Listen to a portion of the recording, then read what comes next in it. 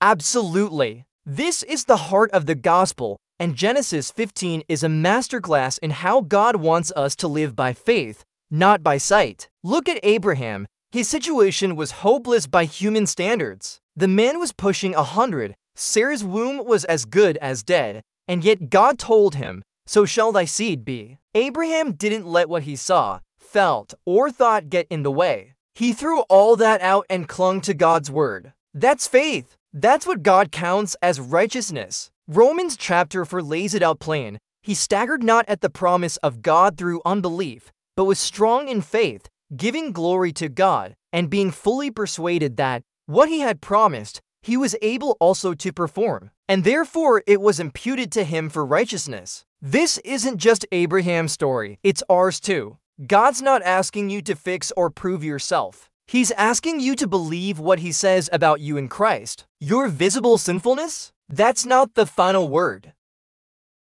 The truth is, if you believe in Jesus, you are justified, declared righteous, no matter what your eyes or your feelings tell you. That's the blueprint for a victorious spiritual life. Don't let your reality drown out God's truth. Faith says, God's word is bigger than my mess. Hindi siya nag-alinlangan sa pangako ng Diyos dahil sa kawalan ng pananampalataya, kundi naging malakas sa pananampalataya na nagbibigay ng kaluwalhatian sa Diyos at lubos na naniniwala na ang ipinangako niya ay kaya rin niyang gawin. At kaya naman ito ay ibinilang sa kanya bilang katwiran. Mga taga-Roma 4, talata 20 hanggang 22. Talagang ito ang puso ng Ebanghelyo.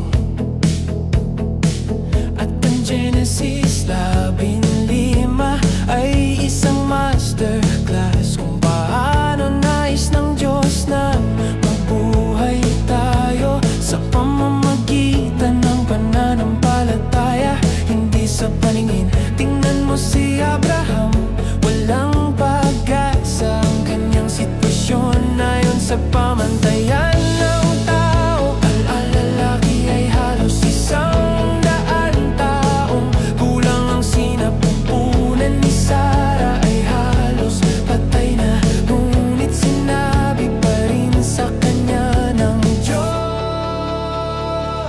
ganito rin ang iyong magiging binhi. Hindi na yan ni Abraham na makahadlang ang kanyang nakita, naramdaman o naisip.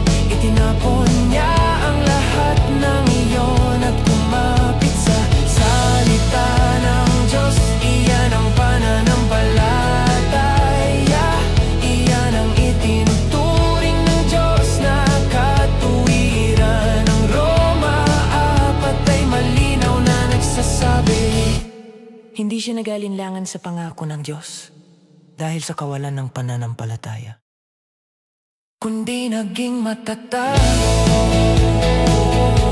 sa pananampalataya na nagbibigay ng kaluwalhatian sa Diyos at lubos na naniniwala na ang ipinangako niya ay kaya rin niyang gawin, at kaya naman ito ay ibinilang sa kanya bilang katuwiran. Roma 4, talata 20 hanggang 22.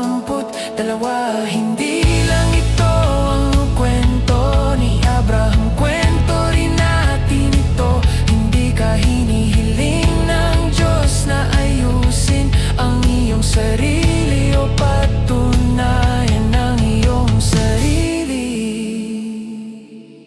Hinihiling niya sa iyo na maniwala sa sinasabi niya tungkol sa iyo kay Kristo. Ang iyong nakikitang kasalanan, hindi ba iyan ang huling salita? Ang totoo kung naniniwala ka kay Jesus, ikaw ay pinawalang sala, ipinahayag na matuwid anuman ang sabihin sa iyo ng iyong mga mata o ng iyong damdamin. Iyan ang plano para sa isang matagumpay na espiritual na buhay. Huwag mong hayaang